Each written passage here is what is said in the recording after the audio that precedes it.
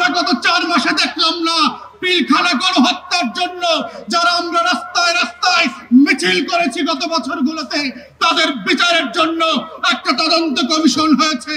আমরা এখন পর্যন্ত দেখলাম না গত 4.5 মাসে এই বিচার ব্যবস্থাকে ঢেলে সাজানোর জন্য ন্যূনতম আয়োজন করা হয়েছে। অন্তর্বর্তীকালীন সরকারের উপদেষ্টা আছেন, আমরা মনে করিয়ে দিতে চাই রাজপথের লড়াইকে ভুলে যাবেন না। রক্তের বদলাতের রক্তের যে বিচারের দাবি এসছে সেগুলোকে ভুলে যাবেন না। আমলাতন্ত্রের ফাঁদে পড়বেন না। রাজনৈতিক দলের বাটপারি আর নির্বাচনের যে গণদাবি আসছে এগুলোর মধ্য দিয়ে যেন বিচারের দাবিগুলো হারিয়ে না যায়। বাংলাদেশের ভেতরে পবিত্রতম জায়গা হিসেবে চিন্তা করা যেত, কিন্তু ওই আদালতের মাধ্যমে কত নিরীহ মানুষের রক্ত কেড়ে নিয়েছে শেখ হাসিনা, তার কোনো ইয়ত্তা নাই। এবং বাংলাদেশে মাঝে মাঝে বলা হয় না যে এদের অবিচারের মাত্রাটা কেমন। আমার কাছে মনে হয় জার্মানির নাজি পার্টির চেয়েও ভয়ার্ত ভাবে আবির্ভূত হয়েছিল শেখ হাসিনা। এবং সামনের দিনে আমাদের একটা চ্যালেঞ্জ আছে যে জাতিগতভাবে আমরা ঐক্যটা ধরে রাখতে পারি কিনা। তবে এই জায়গায় এসে আমি একটা ব্যাপার সুনিশ্চিত, সামনে বাংলাদেশে এক থাকবে।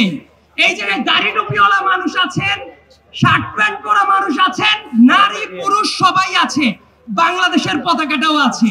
এই ঐক্যটা ধরে রাখা দরকার। সবাই থাকবে এই বাংলাদেশে, সবাই রাজনীতি করতে পারবে। শুধুমাত্র শেখ হাসিনা এবং তার সাঙ্গপাঙ্গরা এই বাংলাদেশে আর পুনর্বাসিত হতে পারবে না। তাই আমরা আশা করছি বাংলাদেশের ইতিহাস বদলে দেবার যে লড়াই 24-এ হয়েছে, এর প্রত্যেকটা পরতে পরতে বাস্তবায়নের দায়িত্ব আপনাদেরকে নিতে হবে। না হলে ফ্রেঞ্চ রেভলিউশন থেকে, রুশ বিপ্লবের ইতিহাস থেকে শিক্ষা নেবেন।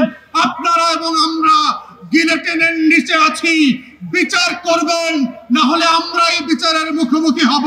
এই বাস্তবতা ভুলে না গিয়ে বাংলাদেশে নতুন বাংলাদেশ করবার যে লড়াই, সেই লড়াইতে আপনারা লড়াইয়ের মতো করে শামিল হবেন। মেয়র ছিল সাদেক হোসেন খোকা সাহেব, একজন গেরিলা যোদ্ধা যার রক্তের উপর দিয়ে বাংলাদেশ স্বাধীন হয়েছে।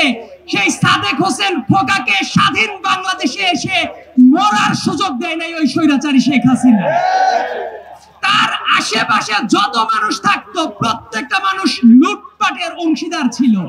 এইভাবে বিনা বিচারে হত্যা, রাজনৈতিক হত্যা, তার বিরুদ্ধে মায়েদের ডাকে এক বিশাল ঐক্য তৈরি হয়েছিল।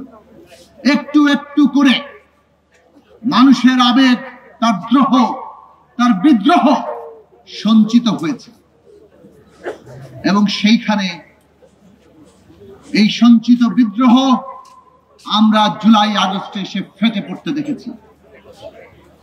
যারা নিজেদের বুকে গুলি নিয়ে, নিজেদের দেহে গুলি নিয়ে শাহাদাত বরণ করেছেন, কিংবা নিজেদের দেহের অঙ্গহানি যারা ঘটিয়েও এই লড়াইয়ে ছিলেন, তাদের লাখো সালাম এবং আজকে আমরা তাদের গভীরভাবে স্মরণ করি।